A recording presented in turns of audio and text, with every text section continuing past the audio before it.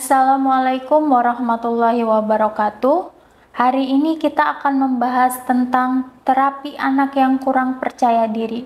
Master, apa sih yang terjadi pada anak yang kurang percaya diri? Oke, jadi anak-anak yang kurang percaya diri itu biasanya adalah anak-anak yang pikirannya diisi oleh rasa takut. Setiap mau melakukan aktivitas selalu takut. Takut salah, takut nggak bisa, takut bertemu orang, takut berinteraksi dengan orang lain, takut ketemu guru, takut ketemu orang lain. Intinya yang ada dalam pikirannya tuh overthinking, berpikir berlebihan. Belum melakukan apa-apa sudah kepikiran takut inilah, takut itulah. Akhirnya apa? Akhirnya dia tidak mampu bersosialisasi. Rata-rata anak yang kurang percaya diri itu adalah anak-anak yang kurang bersosialisasi. Dia tidak bisa memaksimalkan potensi yang ada dalam dirinya. Padahal setiap anak itu memiliki potensi. Nah, kalau anak itu tidak memiliki rasa percaya diri, maka potensi dalam dirinya tidak bisa keluar. Bayangkan untuk sekolah dia malu, dia takut, dia kurang percaya diri, kemudian untuk ketika di jalan mau bertanya ke orang dia nggak berani, di kampus dia mau ketemu orang tidak berani, takut bertanya ke dosen dia takut, dia ketemu orang lain serba memiliki perasaan yang takut ditolak, takut nanti tidak diterima, takut tidak diakui, sehingga potensi yang dimilikinya itu tidak bisa tersalurkan dengan baik. Apa yang dalam dirinya yang harusnya ketika ditampilkan dengan percaya diri itu bisa menjadi sesuatu. Nah, untuk anak yang kurang percaya diri ini menjadi tidak maksimal. Dan ini tidak berlaku hanya untuk anak saja ya. Untuk usia berapapun, ketika rasa tidak percaya diri ini ada dalam dirinya, maka potensi tersembunyi dalam dirinya itu tidak bisa dimaksimalkan. Baik, untuk penyebabnya itu apa saja ya, Master? Oke, jadi penyebabnya itu ada, kita kategorikan menjadi dua ya. Yang pertama itu genetik ya.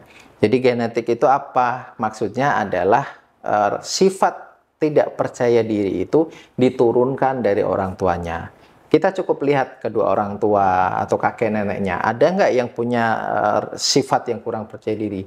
Serba takut, serba minder, serba tidak berani, serba was-was, serba overthinking. Coba kita lihat apakah ada dari orang tuanya atau dari kakek neneknya. Kalau itu memang ada, kemungkinan besar itu adalah genetik. Nah, yang kedua adalah faktor psikologis. Anak itu atau orang itu sebenarnya biasa saja, mungkin tidak memiliki rasa tidak percaya diri, tapi karena mengalami sesuatu dan itu bisa menimbulkan tidak percaya diri. Contohnya, waktu kecil pola asuhnya sering dilarang-larang, dia tidak boleh keluar, dia tidak boleh bermain ke sana kemari, dia tidak boleh mengeksplor dirinya. Yang terjadi adalah anak itu terbiasa untuk tidak melakukan aktivitas yang memacu adrenalinnya atau memacu keberaniannya.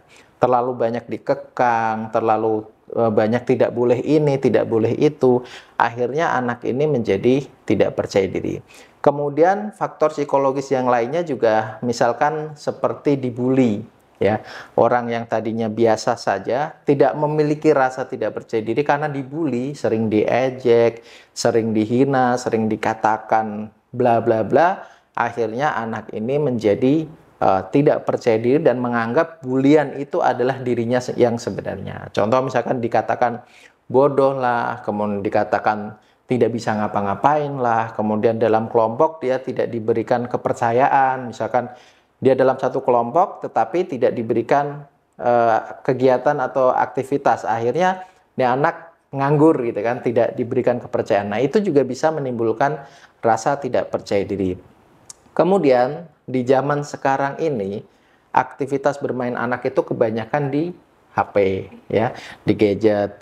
Dia memang dia berinteraksi game online itu dengan orang, tetapi dia fisiknya dia di rumah, fisiknya dia tidak keluar, tidak bermain aktivitas fisik. Akhirnya apa? Di rumah, main HP, main gadget, nontonin YouTube, nontonin game online, dan lain sebagainya. Itu bisa menyebabkan tidak percaya diri. Memang secara pikiran dia luas, karena melihat dunia luar melalui gadgetnya, tetapi secara fisik dia tidak bisa melakukan aktivitas yang bisa meningkatkan percaya dirinya. Akhirnya timbul rasa yang tidak percaya diri. Nah, kemudian kebiasaan sekolah juga bisa. Dulu kan waktu ada pandemi, sekolah menjadi online ya, di rumah saja, tidak bertemu dengan teman, tidak bertemu dengan orang lain. Ini juga bisa memicu anak itu menjadi tidak percaya diri. Akhirnya ketika waktunya sekolah offline, anak ini menjadi tidak mau, tidak bisa berinteraksi, tidak bisa punya teman, dan lain sebagainya. Kemudian yang tidak kalah penting juga adalah anak tidak diajari orang tua untuk percaya diri. Ya, karena anak itu sebenarnya adalah seperti papan tulis yang kosong. Jadi sebagai orang tua harus mendidik, mengajari, dan mengisi papan tulis kosong itu dengan sesuatu yang positif. Salah satunya adalah percaya diri. Berikan kepercayaan anak untuk melakukan sesuatu yang menimbulkan percaya dirinya. Puji anak itu ketika melakukan sesuatu yang dianggap positif atau berprestasi. Jangan selalu direndahkan. Ketika anak itu memiliki prestasi, nilai yang bagus, puji dia, angkat dia, supaya semakin terpacu untuk memberikan yang terbaik. Jadi orang tua memiliki peran terhadap kepercayaan diri anaknya. Jadi kalau Anda saat ini sebagai orang tua dan melihat anak Anda merasa kurang percaya diri, maka Anda sebagai orang tua harus mulai membangunnya dari sekarang. Baik, untuk ciri-ciri anak yang kurang percaya diri itu apa saja ya, Master? Oke, ciri-cirinya adalah anak ini serba takut. Jadi keluar rumah dia takut, bahkan disuruh ke warung pun kadang-kadang takut gitu ya. Suruh sekolah dia nggak mau, bekerja dia nggak bisa, kemudian jika dia sudah lulus sekolah maka dia cuma di rumah, dia tidak berusaha untuk mencari pekerjaan, atau dia tidak berani berinteraksi dengan orang lain, dan lain sebagainya. Intinya adalah orang-orang yang tidak memiliki rasa percaya diri ini adalah produktivitasnya hilang. Jadi orang itu kan seharusnya produktif ya, dia mampu menghasilkan sesuatu, dia mampu berkarya, dia mampu melakukan suatu pekerjaan. Tetapi orang-orang yang kurang percaya diri ini biasanya menjadi kurang produktif. Padahal sebenarnya kalau orang itu bisa menganalisa dirinya, sebenarnya tetap bisa produktif dengan caranya sendiri. Tetapi biasanya dia akan memiliki overthinking, dia takut duluan, dia merasa tidak bisa, dia merasa tidak menguasai, dia tidak bisa melakukan aktivitas segala macam. Akhirnya adalah si orang yang kurang percaya diri ini menjadi tidak produktif. Untuk dampaknya bagi anak-anak yang kurang percaya diri itu apa, Master? Oke, dampaknya itu banyak sekali ya, terutama untuk di masa depan ya. Karena percaya diri ini adalah sesuatu yang berhubungan dengan pergaulan, kemudian berhubungan dengan aktivitas sosial, maka yang terjadi adalah masa depannya. Sekolahnya bisa terganggu ya, bisa putus sekolah, atau bisa juga sekolahnya tidak maksimal.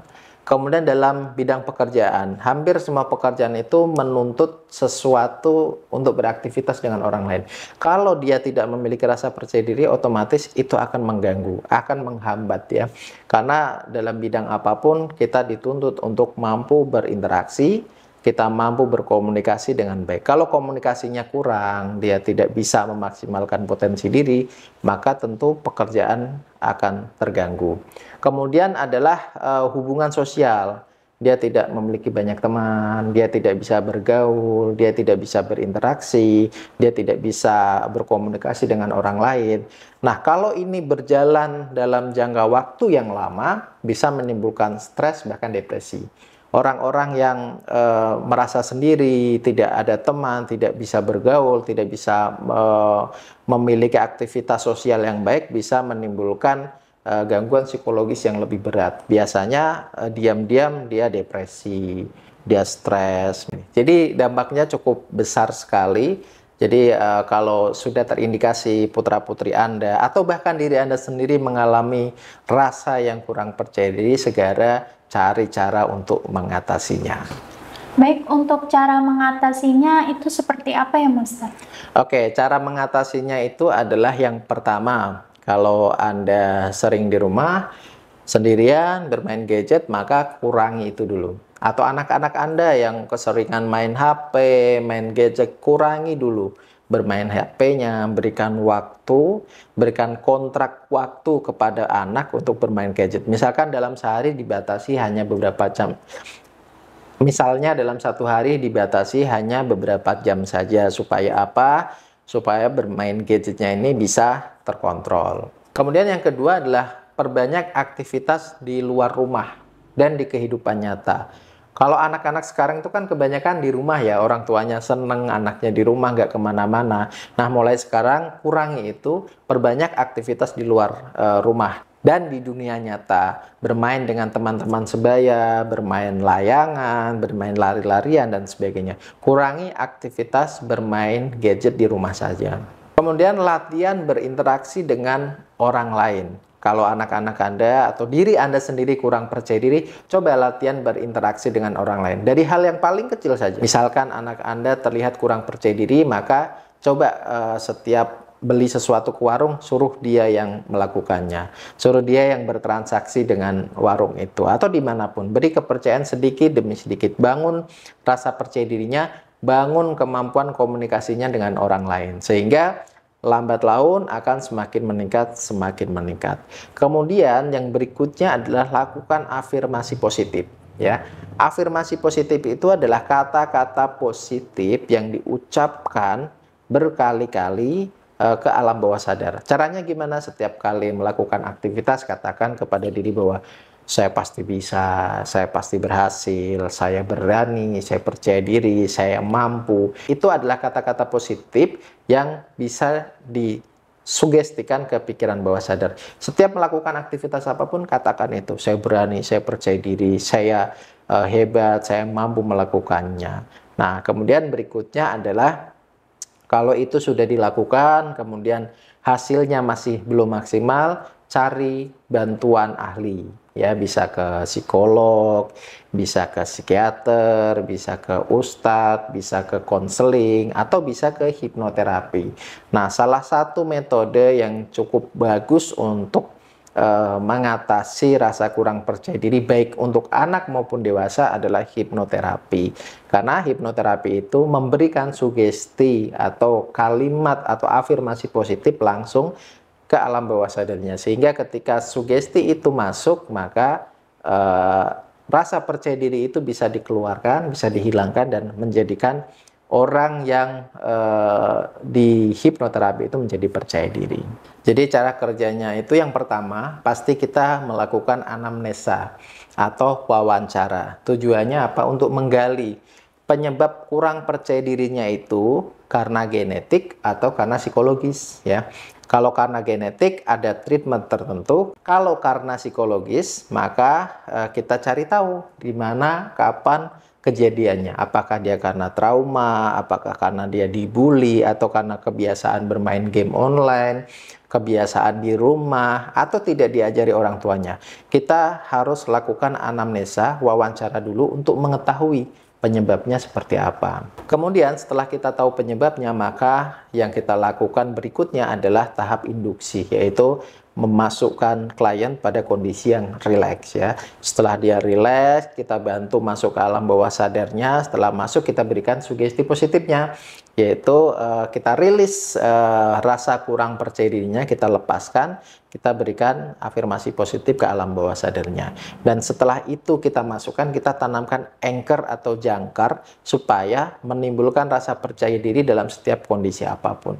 Setelah itu selesai dilakukan, maka tahap berikutnya adalah terminasi atau kita selesaikan prosesi tahapannya. Jadi untuk hasil yang maksimal perlu dilakukan beberapa kali terapi.